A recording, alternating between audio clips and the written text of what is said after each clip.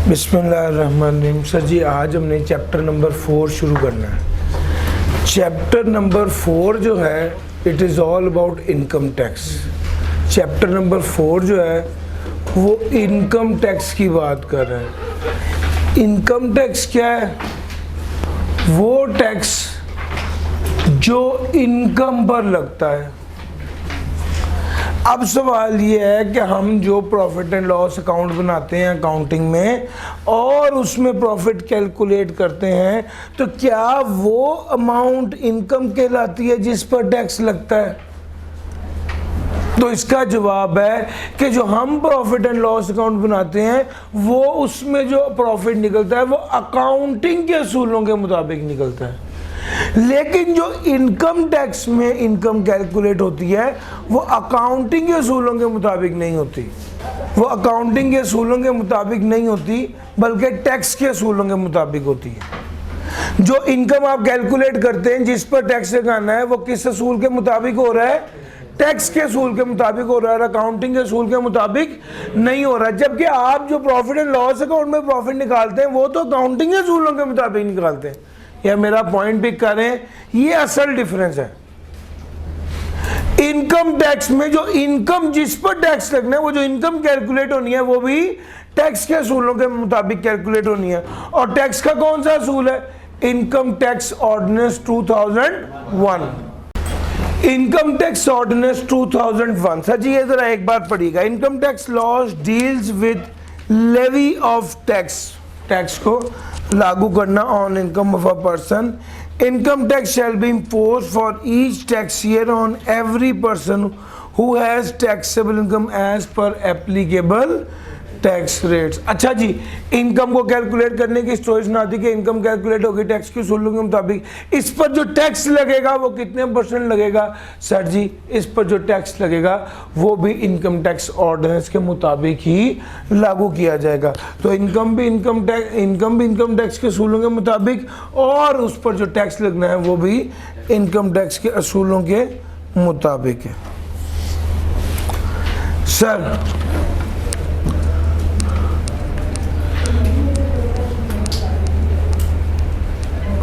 अब अगली बात ये है कि सर इनकम पर टैक्स लगना है। ये इनकम कितने पीरियड की इनकम है?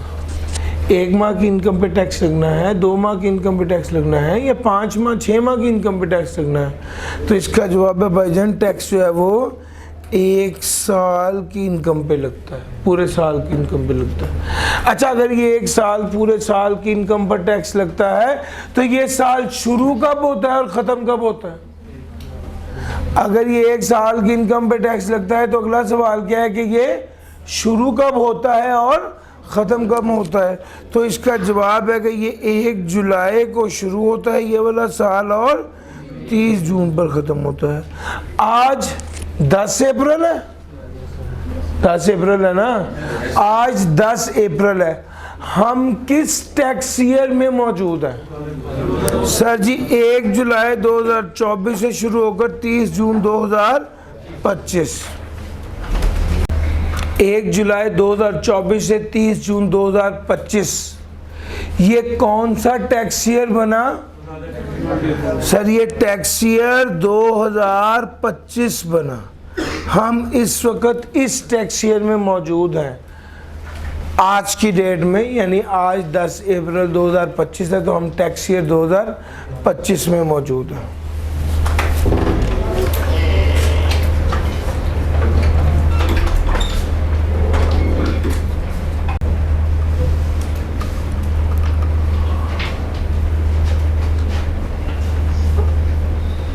हाँ जी, अब हम बात करने लगे हैं टैक्स ईयर की और हमने ये बात डिसाइड कर ली कि हमने ये बात देखी कि इनकम टैक्स के असूलों के मुताबिक होगा। दूसरी क्या बात की? टैक्स जो लागू होगा वो भी इनकम टैक्स ऑर्डिनेंस के मुताबिक लागू होगा। तीसरे हमने यह बात की कि इनकम पे टैक्स लगना है, ये तो समझ आ गई, लेकिन कितने पीरियड की इनकम पे टैक्स लगना है, तो 1 साल की इनकम पे टैक्स लगना है। चौथी बात ये कि ये जो 1 साल की इनकम पे टैक्स लगना है, ये साल कब से शुरू होकर कब खत्म होगा, तो इसका जवाब है कि ये 1 जुलाई से शुरू होकर 30 जून पे खत्म होगा। अगर ये सारी बातें आपको समझ आ गई तो मैं आपको एक कॉन्सेप्ट देने लगा हूं कि नॉर्मल टैक्स ईयर, नॉर्मली जो टैक्स लगता है वो नॉर्मल टैक्स ईयर जो होता है उस पीरियड पे लगता है, और ये टैक्स ईयर वो कहते हैं ये 12 माह का पीरियड होता है और ख़त्म 30 जून पर होता है, इसको नॉर्मल टैक्स ईयर कहते हैं। और नॉर्मली इस पीरियड की इनकम के ऊपर टैक्स लागू किया जाता है। मेरा पॉइंट पिक कर गए, तो नॉर्मली इस पीरियड की इनकम को कैलकुलेट किया जाता है और उस पर टैक्स लागू किया जाता है, इसको नॉर्मल टैक्स ईयर बोलते हैं। 12 माह का पीरियड है जो 30 जून पर ख़त्म होता है। फिर उसके बाद क्या आ गया, फिर उसके बाद आ गया स्पेशल टैक्स ईयर। अब ज़रा मेरी बात ध्यान से सुनना, टैक्स वालों ने सबको क्या कहा है, भाईजान 1 जुलाई से 30 जून तक की पीरियड पकड़ो, 1 जुलाई से 30 जून तक की इनकम पकड़ो, उस पर टैक्स जमा कराओ। अब शुगर मिल वाले तड़पने लग गए, कहने लगे कि सर जी हम ये कैसे कर सकते हैं, 1 जुलाई पर तो हम कुछ नहीं कर रहे होते, फसल की कटाई होनी है जाकर सर्दियों में, गन्ने की फसल कटेगी, हमारे पास फसल आएगी, हम गन्ने का जूस निकालेंगे, उस जूस से चीनी बनाएंगे, हमारा प्रोसेस तो शुरू होना है कहीं अक्टूबर के बाद। तो हमारे लिए 1 जुलाई से 30 जून तक की इनकम एक्यूरेटली बताना, सही तरीके से बताना मुमकिन नहीं है। अगर आप हमें ये कह दें कि 1 अक्टूबर से 30 सितंबर तक की इनकम बताओ तो हम बता देंगे, क्योंकि हमारी इनकम का पैटर्न ही कुछ ऐसा है, हमारी इनकम का पैटर्न ही कुछ ऐसा है कि हमारे लिए 1 जुलाई से 30 जून सूटेबल नहीं है। अलबत्ता 1 अक्टूबर से 30 सितंबर सूटेबल है। वो कहता है भाई आपको साल की इनकम पे टैक्स चाहिए ना, हम देंगे, लेकिन कम से कम जो पीरियड है वो हमारी आसानी वाला होगा, तो हम उसको बेहतर तरीके से प्रेजेंट कर सकेंगे। बैंकर भी आ गए, उन्होंने कहा सर जी टैक्स वालों को कहा हमने सारा हिसाब 1 जनवरी से 31 दिसंबर तक के पीरियड के लिए किया होता, तो चूंकि हमने सारा हिसाब इस पीरियड के लिए किया होता है तो हमारे लिए यही पीरियड फिजिबल है। हमारे लिए मुश्किल हो जाएगा कि 1 जुलाई से 30 जून की इनकम को कैलकुलेट करें। हमारी इनकम की कमाई का जो पैटर्न है ये उसके अगेंस्ट, और हमारे लिए इसमें दिक्कत है। इंश्योरेंस वालों ने भी कहा, राइस एक्सपोर्टर्स ने भी कहा, तो फिर गवर्नमेंट ने कुछ लोगों को मुख्तस कर दिया। उन्होंने कहा ठीक है, शुगर मिल वालों को इजाज़त है, वो 1 अक्टूबर से 30 सितंबर तक की इनकम को शो करेंगे और उस पर टैक्स देंगे, और नाम दिया कि इनको स्पेशल टैक्स ईयर अलाउ किया हुआ है। और फिर डिफाइन किया कि स्पेशल टैक्स ईयर क्या होता है। स्पेशल टैक्स ईयर वो कहते हैं 12 माह का पीरियड है जो 30 जून पर ख़त्म नहीं होता। लो जी अब आसान होगी बात। नॉर्मल टैक्स ईयर क्या है, 12 माह का पीरियड जो 30 जून पर खत्म होता है। स्पेशल टैक्स ईयर क्या है, 12 माह का पीरियड जो 30 जून पर खत्म। और मुश्किल तो नहीं लग रहा। अब आपको कहा बैंक को भी उन्होंने क्या कर दिया, स्पेशल टैक्स ईयर अलाउ कर दिया, स्पेशल टैक्स ईयर अलाउ कर दिया। और स्पेशल टैक्स ईयर में क्या था, ये 12 माह का पीरियड है लेकिन वो 30 जून पे ख़त्म नहीं होता। उनको कहा आप 1 जनवरी से 31 दिसंबर तक की वर्किंग करके इस पर जो टैक्स है वो जमा कराएं, यानी उनको कैलेंडर ईयर अलाउ कर दिया। हमारा कैलेंडर ऐसे ही चलता है ना, 1 जनवरी से 31 दिसंबर। ठीक हो गया। फिर उसके बाद शुगर मिल, अच्छा फिर उसके बाद बोर्ड ने एक बात और कही। बोर्ड ने कहा हमारे पास पावर है, बोर्ड के पास पावर है कि वो किसी पर्सन या क्लास ऑफ पर्सन को कोई स्पेशल टैक्स ईयर अलाउ कर दे। अब ये पर्सन और क्लास ऑफ पर्सन में क्या फर्क है?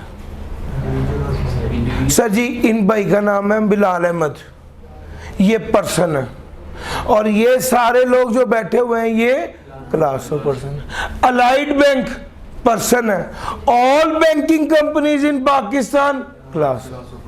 और सर मेरी बात समझ आ रही है? हबीब टेक्सटाइल एक पर्सन है, all textile mills of Pakistan ये क्या है? क्लास ऑफ पर्सन है। तो भाई टैक्स वाले बोर्ड के पास पावर है कि वो भी किसी पर्सन या क्लास ऑफ पर्सन को मुख्तस कर दे कि आपके लिए ये वाला स्पेशल टैक्स ईयर होगा। अच्छा जब मैं कहूँगा नॉर्मल टैक्स ईयर तो आपके दिमाग में पता है क्या आएगा? 12 माह का पीरियड 30 जून पे ख़त्म हो। जब मैं कहूँगा स्पेशल टैक्स ईयर तो आपके जहन में पता है क्या आएगा? 12 माह का पीरियड जो 30 जून पर ख़त्म। डन हो गया सर जी? 12 माह का पीरियड जो 30 जून पर ख़त्म ना हो वो स्पेशल टैक्स ईयर। उसके बाद आ गया ट्रांजिशनल टैक्स ईयर। उसके बाद क्या आ गया?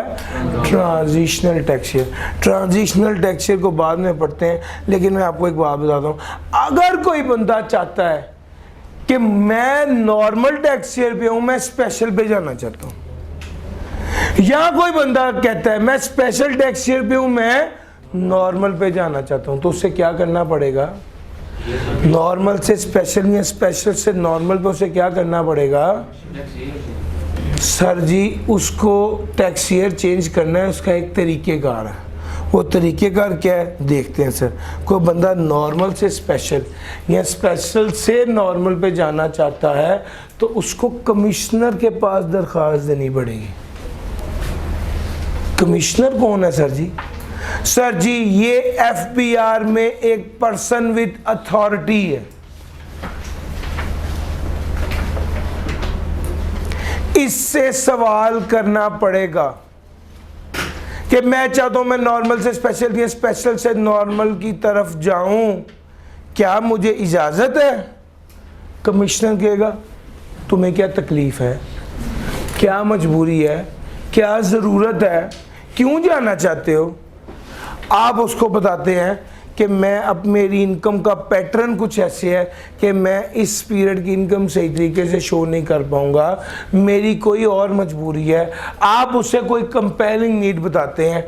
कमिश्नर साहब अब यहाँ पर 2 ऑप्शन है, एक तो कमिश्नर को वो बात समझ आ जाए कि हाँ ठीक कह रहा है, दूसरा कमिश्नर को वो बात हजम ना हो। दोनों बातें हो सकती हैं। अगर कमिश्नर ने कहा हाँ ठीक है, कमिश्नर आपकी नीड से सेटिस्फाई हो गया, उसने आपकी कंपेयरिंग नीड को देख लिया और वो सेटिस्फाई हो गया, तो कमिश्नर आपको इजाजत दे देगा। जी जल्दी से देखें।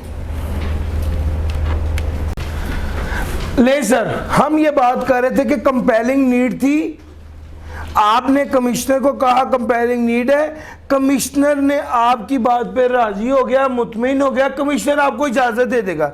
एक बार जब कमिश्नर ने आपको इजाज़त दे दी, आपकी दरख्वास्त मंजूर हो गई, तो वो साल ख़त्म होने के इमीडिएटली बाद जो दरख्वास्त आपने दी है उसके बाद वो वाला टैक्स ईयर आएगा।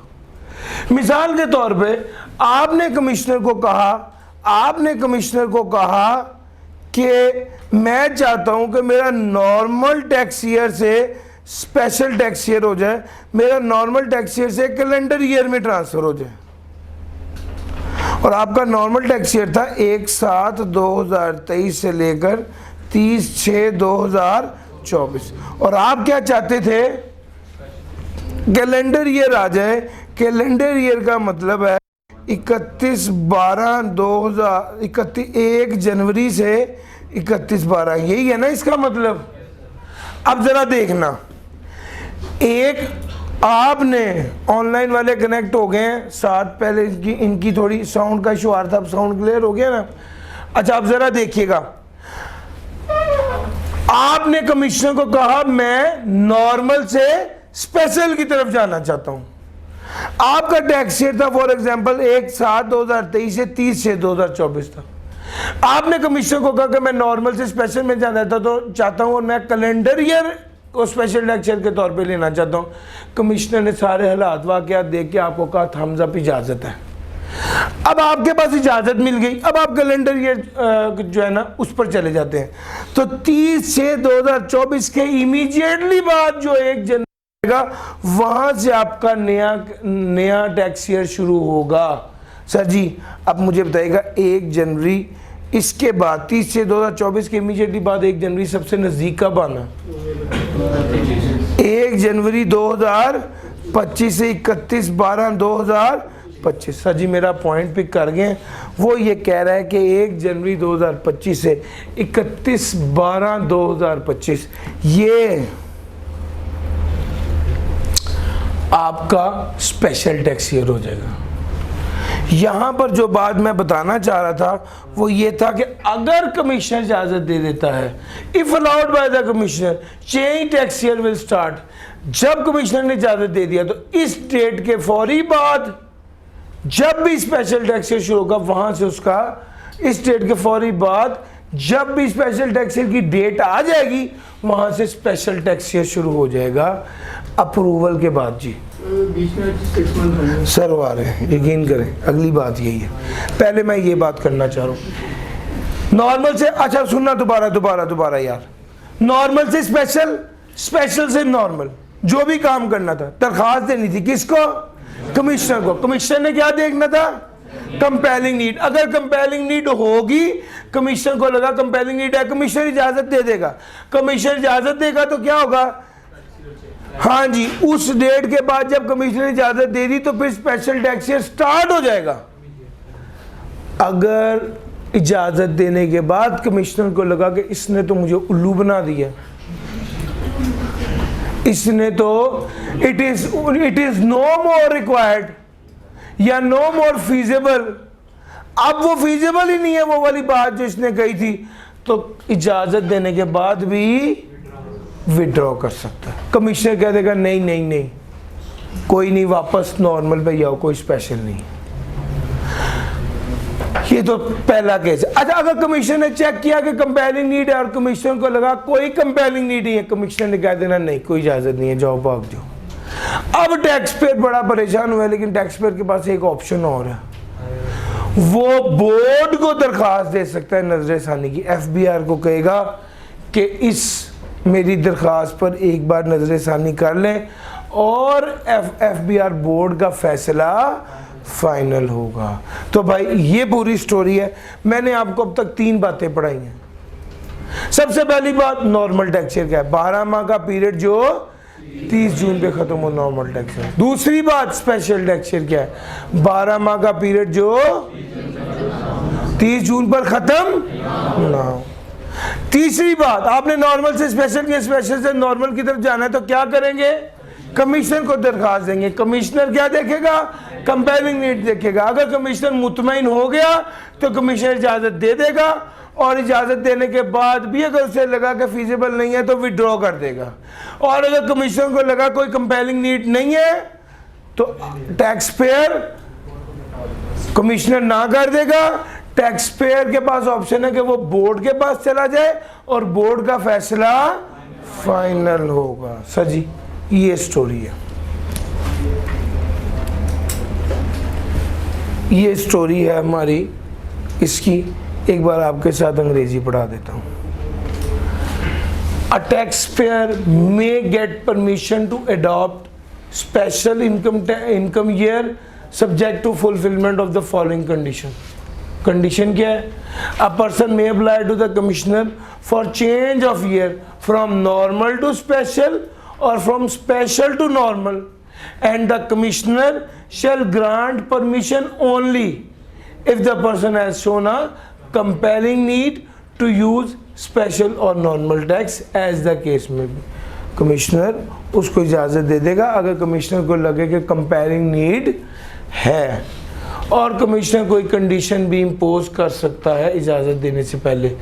A change of tax granted by the commissioner, commissioner ने जो चेंज की इजाज़त दे दी है वो विड्रॉ भी कर सकता है अगर कमिश्नर को लगता है it is no longer feasible. लेकिन after an opportunity of being heard. Sir ये after an opportunity of being heard का लफ्ज़ आपने पहले भी सुना होगा, इसका क्या मतलब होता है?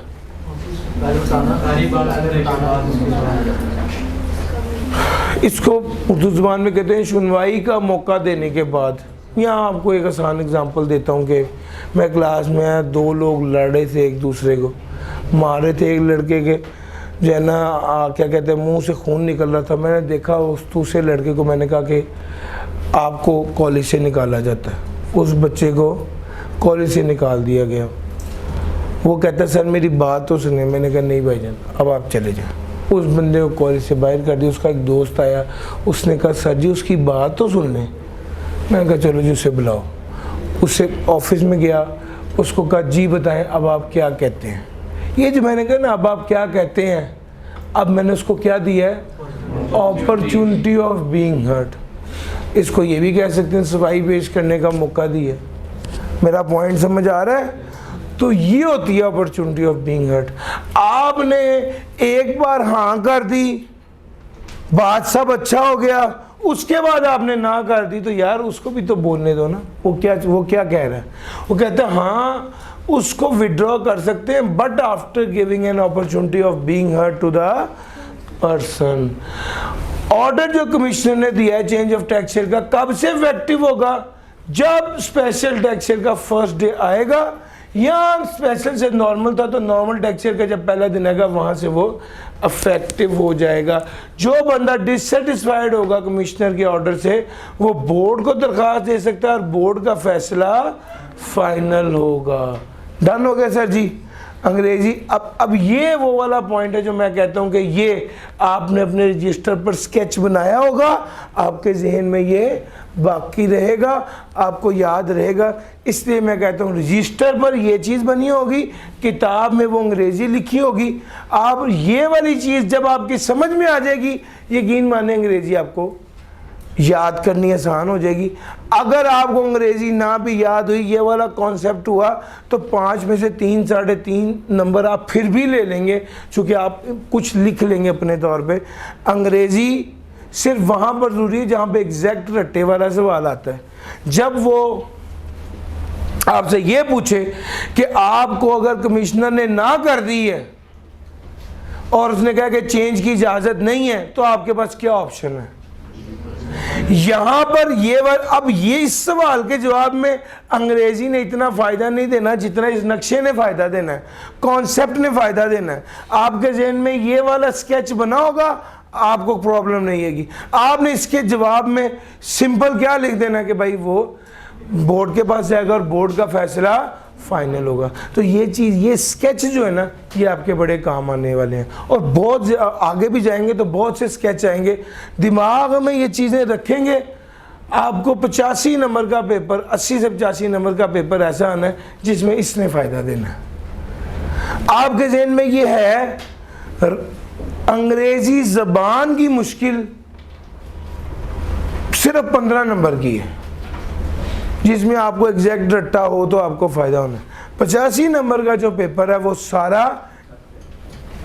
टैक्स का आना है। और उस 15 नंबर में भी जिस बच्चे को कॉन्सेप्ट आता होगा, वो उस 15 में से भी 10 नंबर, 9 से 10 नंबर ले लेगा अंग्रेज़ी कमज़ोर होने के बावजूद। सो हमारा असल टारगेट ये है कि हम आपको टैक्स के लिए इतना अनेबल करें कि आप चीज़ों को कवर कर लें। बहरहाल ये चेंज ऑफ टैक्सियर की स्टोरी थी, तो ये उसकी अंग्रेज़ी थी। मैंने दोनों बातें आपको कवर करा दी। अब भाई का सवाल, भाई ने बड़े दिल से एक बात पूछी थी, मैंने उन्हें रोक दिया था। अब जी सर।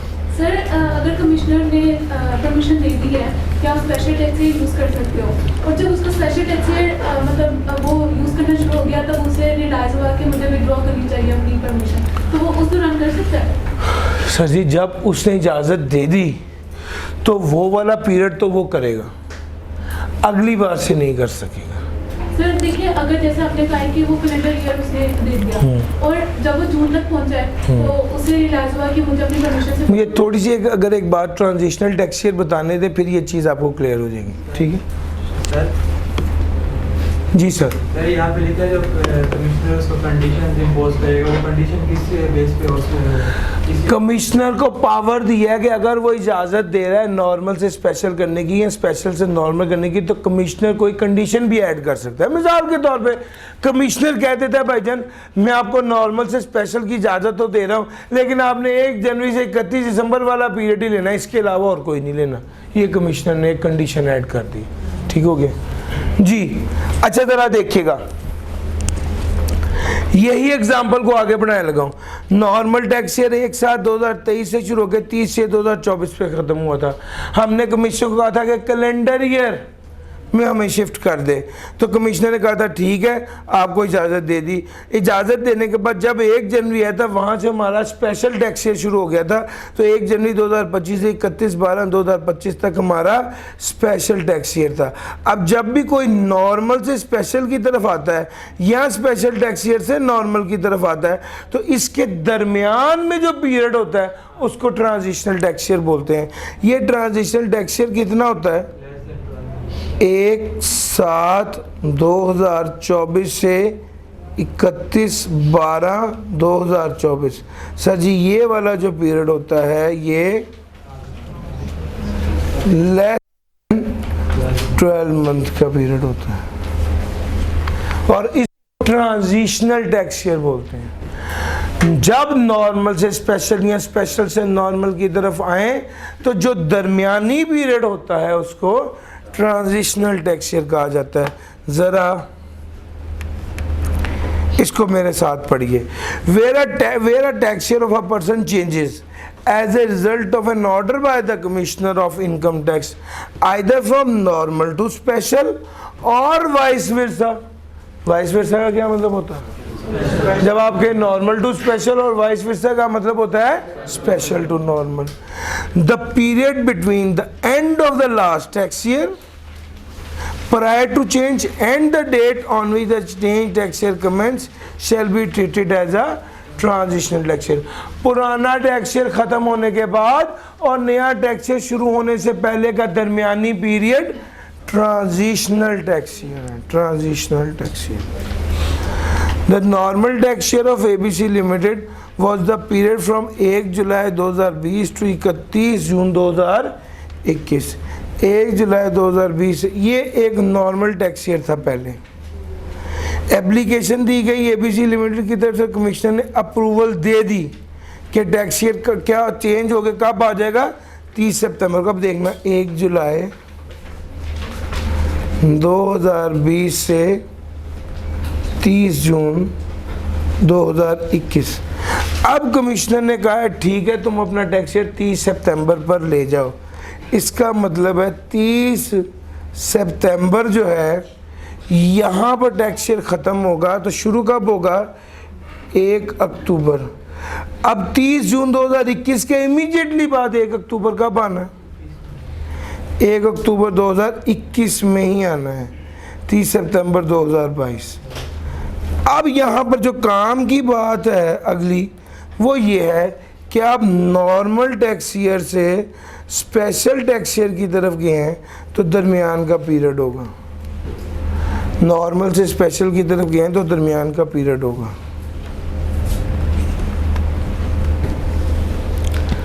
नॉर्मल से स्पेशल की तरफ गए हैं तो जो दरमियान का पीरियड होगा वो है।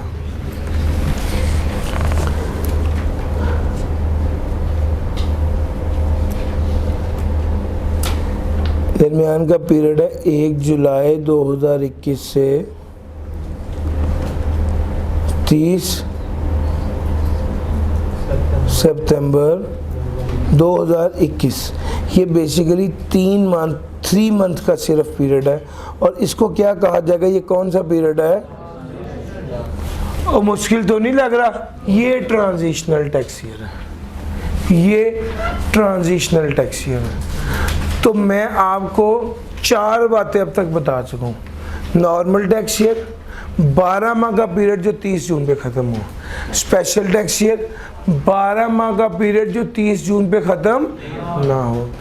नॉर्मल से स्पेशल या स्पेशल से नॉर्मल की तरफ जाना है तो कमिश्नर को एप्लीकेशन देनी है, कंपेयरिंग नीड बतानी है। अगर वो राज़ी हो गया तो इजाज़त दे देगा, लेकिन इजाज़त देने के बाद भी विड्रॉ कर सकता है। अगर कमिश्नर राज़ी ना हुआ तो फिर बोर्ड को दरख्वास्त दी जा सकती है और बोर्ड का फैसला फाइनल होगा। चौथी बात बताई ट्रांजिशनल टैक्स है। नॉर्मल से स्पेशल या स्पेशल से नॉर्मल की इजाज़त मिलने पर जो दरमियानी पीरियड होता है नॉर्मल से स्पेशल या स्पेशल से नॉर्मल का, उसे ट्रांजिशनल टैक्स ईयर कहा जाता है। डन हो गया सर जी, ये 4 बातें थी। अब आपका सवाल दोबारा आ गया सर, बताइए। सर मैं ये कह रही थी कि कमिश्नर ने परमिशन तो दे दी कि आप नॉर्मल से स्पेशल में चले जाएं, और वो हमने कैलेंडर ईयर हमने चूज़ किया। तो जब हम जून में फॉल किया, लाइक 1 जून आया, तो हम तो कमिश्नर की तरफ से नोटिफिकेशन आ गया कि परमिशन विड्रॉ कर दें। तो फिर वो टेन्योर वो पूरा करेगा 1 दिसंबर तक, या फिर तब से ही लाइक जैसे वो डिपेंड करता है कि उस पॉइंट ऑफ टाइम पे, फॉर एग्जांपल अगर ट्रांजिशनल टैक्स ईयर था दरमियान में और उसके वाले से वो जो बंदा अकाउंटेबल था उसने उसका हिसाब कर लिया हुआ है या उसने उसकी इनकम शो कर दी हुई है, तो फिर तो ये पीरियड ख़त्म होने के बाद दोबारा करना पड़ेगा। वैसे नॉर्मली ऐसे होता है कि जब कमिश्नर ने कह दिया, अगर मिसाल के तौर पर कमिश्नर ने इजाज़त दी और 2 माह या 3 माह बाद कमिश्नर ने इस इजाज़त को विड्रॉ कर लिया, तो फिर उस वक्त तक कुछ हुआ नहीं होता, तो वो फिर वापस उसी नॉर्मल टैक्स ईयर पे वापस आ जाता है। सर मेरी एग्जांपल में तकरीबन उसने 5 मंथ कंप्लीट किए जी, और जून कंप्लीट हुआ और जुलाई से ट्रांजिशनल पीरियड गुजरा कि नहीं गुजरा? सर 1 मंथ आप लगा लीजिए गुजर गया। जब ट्रांजिशनल पीरियड गुजर गया तो फिर तो अब आपको अगले स्पेशल टैक्स ईयर की अकाउंटेबिलिटी देकर फिर वापस नॉर्मल पे आना पड़ेगा। हमें वो जो हमने गुजारा 5 मंथ का पीरियड, वो हमें आपने उसको उसकी अकाउंटेबिलिटी जो थी, यानी उसके वाले से जो आपने इनकम शो करके टैक्स देना था, क्या वो जमा करा दिया भाई या नहीं करा दिया भाई, ये बात है ना असल में। ठीक है, उस पर डिपेंड करेगा। जी सर। सर ये जो ट्रांजिशन पीरियड है इसका अलग टैक्स? ट्रांजिशनल पीरियड का टैक्स होता है जी, बिल्कुल। ट्रांजिशनल टैक्स ईयर वो पीरियड होता है जो 3 माह 4 माह 12 माह से कम का पीरियड होता है, जो नॉर्मल से स्पेशल या स्पेशल से नॉर्मल की तरफ होता है। क्या इस पीरियड की इनकम को कैलकुलेट किया जाता है और उस पर टैक्स लगाया जाता है? द आंसर इज यस, बिल्कुल किया जाता है और टैक्स भी लगाया जाता है। अब अगला सवाल, मैंने आपसे 4 बातें कर ली, आपके पास 5 मिनट हैं। एक बार जितना टेक्स्ट लिखा हुआ है उसको पढ़ लीजिए, एक सफाई सिर्फ इसको एक बार रीडिंग दे दें, फिर आपको आगे लेके चलता हूँ। अब अगली बात और अगला सवाल ये है कि टैक्स ईयर को डिनोट किससे करते हैं? अच्छा जी सर, आपने जब टेक्स्ट पढ़ा है तो आपने 2-3 जगह पर पढ़ा होगा, इट इज डिनोटेड बाय। जब नॉर्मल टैक्स ईयर पढ़ा है तो वहां पर भी दूसरी लाइन में लिखा हुआ था डिनोटेड बाय। डिनोट का क्या मतलब होता है? शो किससे करेंगे? असल में हर साल टैक्स का कानून अपडेट होता है। अब जब टैक्स का कानून अपडेट होता है तो इसका मतलब है कि 2022 के साल के लिए टैक्स और होगा और 2023 के साल के लिए टैक्स और होगा। अब ये चीज़ बड़ी क्रूशल हो गई कि किसी, आप मिसाल के तौर पे एक बंदा है, उसका साल है 1 जनवरी से 31 दिसंबर, उसका स्पेशल टैक्स ईयर है। अब ये बात कैसे पता चलेगी कि जिस इदारे का टैक्स ईयर 1 जनवरी से 31 दिसंबर है, लेट से 2021, अब इस पे टैक्स ईयर 2000, इस पे टैक्स के कानून 2021 वाले लगेंगे या 2022 वाले लगेंगे? ये एक सवाल है। आपने फौरन का 21 वाले, ठीक हो गया। अब 21 लगने या 22 लगने, मैं आपको समझाता हूं, उसके समझाने के बाद दोबारा ये सवाल करूंगा। सबसे पहले आपने ये देखना, डिनोट का मतलब समझ आ गया क्या होता है? शो किससे करना है? डिनोट का मतलब ये होता है कि इस पीरियड का ये टैक्स ईयर है और इस टैक्स ईयर को शो करने का मतलब है कि इस पीरियड पर इस साल के कानून अप्लाई होंगे। सर अगर मैं कहता हूं कि आपका 1 जुलाई 2022 से 30 जून 2023 का पीरियड है, तो ये इसको कहेंगे टैक्स ईयर 2023, इसको डिनोट इससे करेंगे, जिसका मतलब ये है कि टैक्स ईयर 2023 के जो कानून है वो इस पीरियड की इनकम को कैलकुलेट करते हुए इस्तेमाल होंगे। सर जी मेरा समझ आ रहा है पॉइंट? 2023 के पीरियड के जो कानून है, 2023 में जो टैक्स कहा गया है, जो लॉज कहे गए हैं, वो लागू होंगे, वो एप्लीकेबल होंगे इस पीरियड की इनकम पर। इसलिए इसको कहा जाता है डिनोट किया जाएगा। हम इसको कहेंगे ये टैक्स ईयर 2023 है, यानी 2023 के असूल लागू किए गए हैं इस इनकम को कैलकुलेट करने के लिए और इसका टैक्स कैलकुलेट करते हुए। लो सर, नॉर्मल टैक्स ईयर के बारे में तो उसने सीधा सीधा असूल दिया, जल्दी से बताएं क्या असूल है, आपने पढ़ा भी है अभी। सर नॉर्मल टैक्स ईयर आपने अभी टैक्स में पढ़ा है, वो कहता है जिस साल नॉर्मल टैक्स ईयर खत्म होगा उसको उसी से ही डिनोट करेंगे। यानी अगर नॉर्मल टैक्स ईयर 1/7/2001 से शुरू हो गए 30/6/2002 पे खत्म हुआ है, आप बताएं इसको किससे डिनोट करेंगे? Tax year 2000। यार मुश्किल तो नहीं लग रहा? तो नॉर्मल टैक्स ईयर के बारे में तो कोई बहस नहीं है। अगर नॉर्मल टैक्स ईयर है तो जब खत्म हुआ है उसको उसी से डिनोट करेंगे। यानी 2002 के जो टैक्स के कानून और उसूल हैं वो लागू किए जाएंगे उस पीरियड की इनकम को कैलकुलेट करते हुए और टैक्स निकालते हुए। यार थीम समझ आ रही है? यस और नो? आगे चलो मेरे साथ। अगर स्पेशल टैक्स ईयर है 1 जनवरी 2021 से 31 दिसंबर 2021 का पीरियड है, अब सवाल ये पैदा होता है कि इसको किससे डिनोट करेंगे? ये टैक्स ईयर 2021 होगा या 22 होगा? इसके बारे में क्या असूल और क्या कानून है? सर जी जरा देखते हैं, सुनिएगा सर, इसके स्टेप्स हैं। वो कहता है सबसे पहले ये देखो कि ईयर एंड की डेट क्या है। 31 दिसंबर 2021 ये ईयर एंड की डेट है। दूसरे नंबर पे देखो मंथ एंड क्या है।